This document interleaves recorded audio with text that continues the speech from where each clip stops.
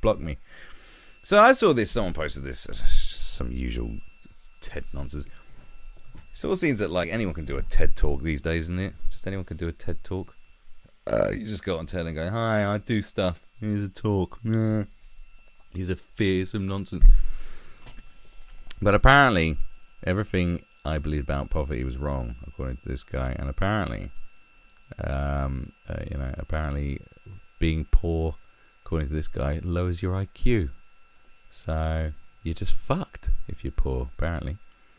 Come from someone who's been quite poor, and probably is. I mean, in the grander schemes, I'm not even in the 1% of earners in the world. Yet. I will repeat. Hard work pays off. But anyway, let's hear what he has to say about... Why do the poor make so many poor decisions? The poor borrow more, save less, smoke more, exercise less, drink more, and eat less healthfully. The underlying assumption is the same. There's something wrong with them. And to be honest, this was what I thought for a long time. Yes, Margaret Thatcher did say that.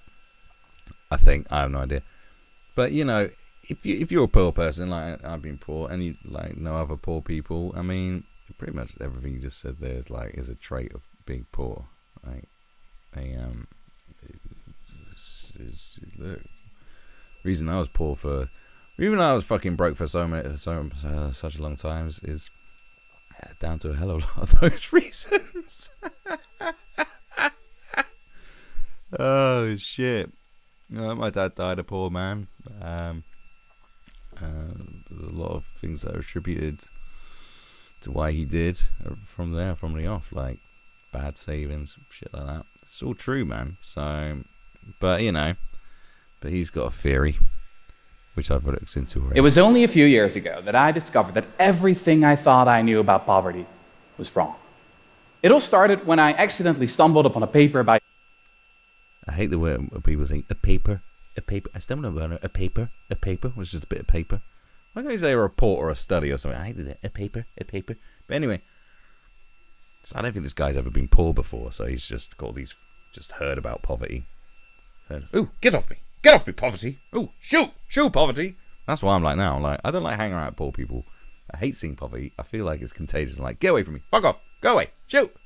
I think this guy I don't know if he's ever been poor. He just heard about it. No, I heard all this stuff about poverty, but I don't know. I bloody don't understand it. Like he's on safari. American psychologist. And it was an experiment with sugarcane farmers. You should know that these farmers collect about 60% of their annual income all at once, right after the harvest. Right after the harvest. This means that they're relatively poor one part of the year and rich the other. And the research... Now, already... relatively poor one part of the year and relatively rich the other. Now, if they managed their money better, they would have a consistent amount of cash throughout the entire year because they get paid once. They get paid once a year. So that means you need to budget. So clearly they weren't good at budgeting, were they? I think you've just, because they're poor one part of the year, well, like, if you just get one payment at the fucking year, you're going to have to spread that money out. Where's the forward planning? No wonder they're bloody poor. Listen to yourself. What have you just said? What have you just said? This is insanity. What's going on? Asked them to do an IQ test before and after the harvest. Before and after the harvest. Right, okay. Farmers scored much worse on the tests before the harvest. The effects of living in poverty, it turns out, correspond to losing 14 points of IQ. It turns out that people behave differently when they perceive a thing to be scarce. And what that thing... So what I'd say is, so you drop points... So they drop points before the harvest happened when they're broke as fuck. So I would say, if you drop 14 points, when you get the 14 points back after the harvest, that's when you plan your yearly budget and allocate yourselves a wage every month and think about it responsibly, being responsible with your money instead of what? I don't think the study's very good because it's like, well, they're extremely poor before the harvest happens. Well, if they manage their money good, then like, it would just they'd be like, right, this is you just break it out into 12 chunks, like month by month or something, or week by week, whatever it is. I have this much money this week. I need to save some money in case some shit happens. Blah blah blah blah blah, and that's how you do it. Isn't that what people fucking do? And if you don't do that, that's why you're poor. That's what I do this, and I'm not poor anymore.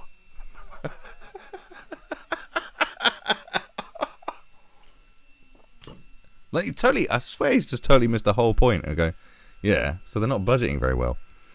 But doesn't much matter whether it's not enough time, money, or food. Poverty is not a lack of character. Poverty is a lack of cash. Well, no shit, it's a lack of cash, son. The big question is, of course, what can be done? What can be done? I mean, what can be done? Because obviously, being impoverished makes you lose IQ. But apparently when you have money, you gain IQ. So why are there so many stupid, little rich kids? And why are there so many people who, like, get themselves out of poverty and do really fucking well? How do you explain all them? Oh, it's because they're always making good decisions when they got money. I don't get it. What is it? So they get some money. Oh, look at that. Go away. So they get some money, and then they're like, oh, and when I got money now, so I'm gonna make some decisions. Oh no, I spent all my money. Right, stop making decisions, because I go fucking stupid when it's like, what? I don't. But why? Why does it? Why does it do that? Now look what he's going for. It's an incredibly simple idea. Yeah, that's right. Basic. Guessed it. Basic income guarantee. It's a monthly grant, enough to pay for your basic needs. Food, shelter, education. It's completely unconditional. So no one's going to tell you what you have to do for it, and no one's going to tell you what you have to do with it. The basic income is not a favor, but a right. And its proponents have spanned the spectrum from the left to the right. From the civil rights campaigner, Martin Luther King, to the economist, Milton Friedman. I stumbled upon the story of a town that had done it. Doesn't mean like, I mean, Martin Luther King was a man of God who wanted civil rights. I think he was a good economist. Actually eradicated poverty. This story starts in Dauphin, Canada. In 1974, everybody in this small town was guaranteed a basic income, ensuring that no one fell below the poverty line. The people in Dauphin had not only become richer, but also smarter and healthier. The school performance of kids improved. They became richer, smarter, and healthier. The health thing I can understand, but this whole like intelligence thing is substantially. The hospitalization rate decreased 8.5%. Domestic violence incidents were down, as were mental health complaints. And people didn't quit their jobs. Oh, well, that was it. Money solves everything. It solves domestic violence. It solves mental health. Similar results have since been found in countless other experiments around the globe, from the US to India. But let's talk about the elephant in the room. How could we ever afford a basic income guarantee? Yes. What they did in Dauphin is they financed it with a negative income tax. And this means that your income is topped up as soon as you fall below the poverty line. And in that scenario, according to our economist's best estimates, for a net cost of 175 billion, a quarter of US military spending, 1% of GDP, you could lift all impoverished Americans above the poverty line. Basic income is so much more than just another policy. It is also a complete rethink of what work actually is. And in that sense, it will not only free the poor, but also the rest of us. It's like Brett what's it says in Fight Club. Too often, we're working jobs we hate so we can buy shit we don't need. I believe... Yeah, well, no, what it's saying that is it was an anti-consumerist message. It's like, stop spending money on crap. That's why you're poor. Right, so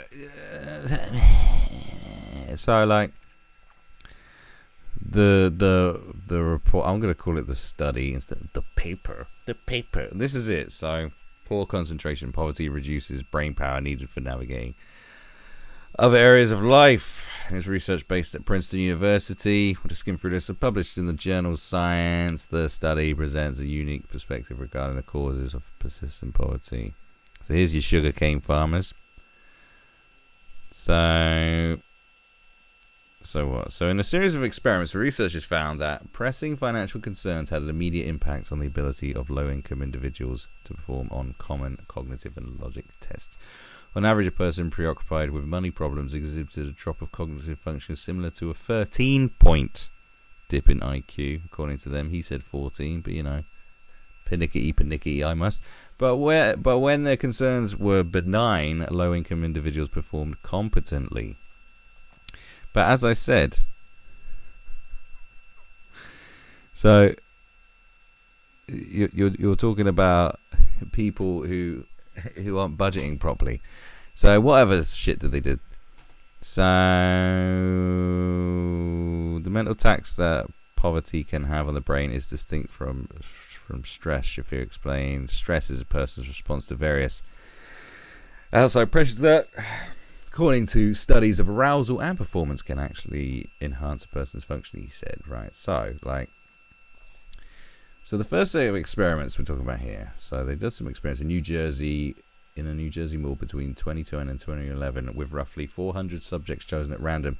Their median annual income was around $70,000 and the lowest income was around $20,000. The researchers created scenarios wherein subjects had to ponder how they would solve financial problems. For example, whether they would handle a sudden car repair by paying in full, borrowing money, or putting the repairs off. Participants were assigned either an easy or hard scenario in which the cost was low or high, such as $150 or $1,500 for the car repair. While participants pondered these scenarios, they performed common fluid intelligence and cognition tests. Subjects were divided into poor group and rich group based on their income. The study showed that when the scenarios were easy, financial problems not too severe, the poor and rich performed equally well on the cognitive tests. But when they thought about the hard scenarios, people at the lower end of the income scale performed significantly worse on both cognitive tests, which the rich participants were unfazed. What does that prove, though? That just proves that, like, the people who are richer did better. I don't know if that to better gauge the influence of poverty in natural context between 2020 and 2011, the researchers also tested 406. So here's the sugarcane farmers in India who rely on the annual harvest for at least 60% of their income because sugarcane. So the two tests, he says, this has been tested on people from the US to India. So here's one test they did in the US, which is this. They asked them to do scenarios in New Jersey, and then the sugarcane farmers were from India.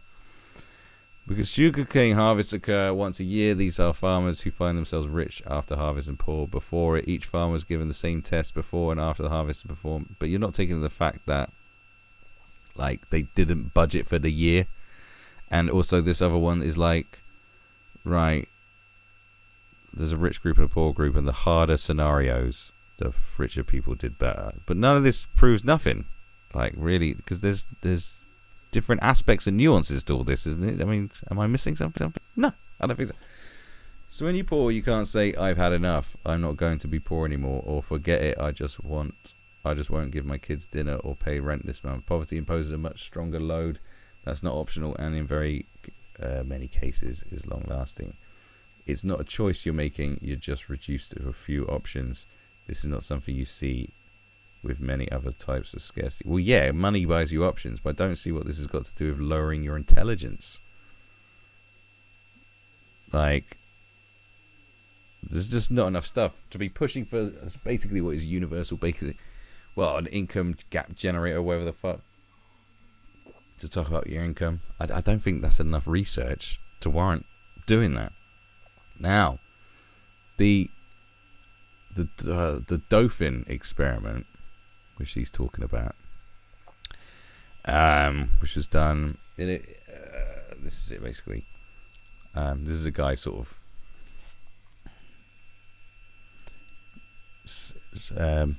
not sort of criticizing it, but saying like the nuances of it. It wasn't just one town; they did it in a few towns. And it's in the 70s. It was in the 1970s. It was a fucking long time ago they did it. So social and anti-poverty activists have greeted the dumping of Ontario's basic income pilot project with the usual lamentations. So they were going to do it again in Ontario. These critics of the new Conservative government argue So when was this? They haven't got a Conservative government. Oh, whatever. argued that funds allocated to the project is a pittance compared to the cost of poverty, and we have missed out on learning without the impact of basic income. I disagree. So this guy disagrees. The pilot needed to stop. As someone who consulted on the project, I believe it had core design flaws that mitigated against ever answering questions about basic income. These shortcomings do not reflect badly on the team that developed and worked on the project. Rather, the limitations of the pilot reflect the realities of executing social experiments in a modern era as governments make expedient decisions. Ontario's pilot project was a negative income tax scheme. So that's what that guy was talking about, which means the government pays some citizens instead of those citizens paying taxes to the government. Yeah, so I don't see, like, how can a negative income tax scheme work for everybody? Because someone's going to have to be paying fucking tax to pay for shit. I don't get it. The project was a direct descendant of the Manitoba Basic Annual Income Experiment, or MINCOME, conducted between 1974 and 78. The project enrolled low-income Manitobans, I assume that's a place in Canada, I don't know, into a rigorous randomized controlled trial in 3 areas. So Winnipeg, Dauphin, which that guy referenced, and a dispersed rural region, whatever the fuck that is. The findings from MINCOME, as well as other income maintenance experiments of the 1970s, is that a small work disincentive does exist in the short run, like 3 years, and this is critical, no one has measured whether people slack off over the longer term. Despite many millions having been spent on income maintenance experiments in North America, we are still clueless about this central question. The Ontario Basic Income Project attempted to create a random assignment of participants into a treatment and control group, but failed. This is where the realities of modern government and privacy sabotaged the pilot from the very start. So it's difficult to provide appropriate households. So one might imagine that it's easy to select a sample of low-income households. After all, there are income tax and social assistance records, but 3 things undermine the use of these records in social experiments. First, the Canada Revenue Agency has always been very careful about sharing tax information. For example, it wasn't until 2016 that, blah, blah, blah, blah, blah. So provinces wishing to use federal income tax for program administration need to negotiate a data sharing agreement with CRA. Okay. This was not done prior to the Ontario Basic Income Experiment. In Ontario, once applicants were fully enrolled, they allowed the government to access their tax records. It is not known whether the prospect of granting such access affected the willingness to participate in the first place. Okay. Second, while Ontario has access to records since it levies a personal income tax, conducting such an experiment was not within the mandate of the Ministry of Finance. A negative income tax is still a tax program and needs to be delivered by a tax authority, namely the Ministry of Finance. When the Ministry of Finance could not accept responsibility for Ontario's basic income project, the Ministry of Community and Social Services became the home for the pilot. In principle, this should have opened access to social assistance records, but privacy barriers prevented access to this information as well.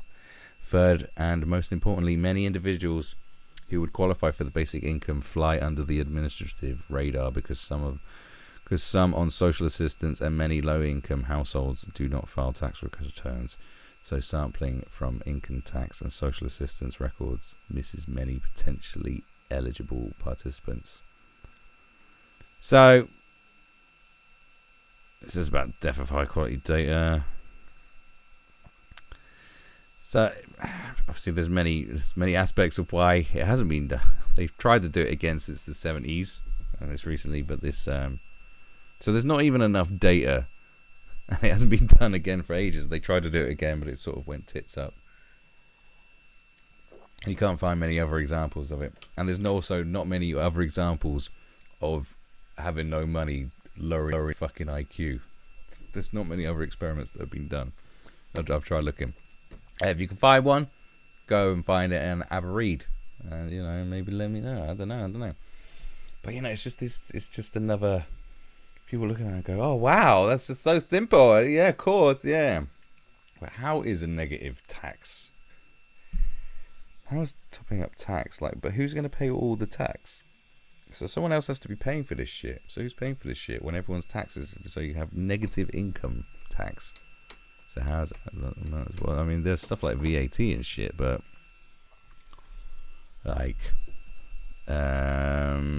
but someone else is going to be paying for it, and you're going to lower the defense budget, and you think that's going to cover it, and then what do you think people are going to do? You talk about people here. What are people going to be up to? The people that can't even budget for a whole year you're gonna top up their money. You gotta like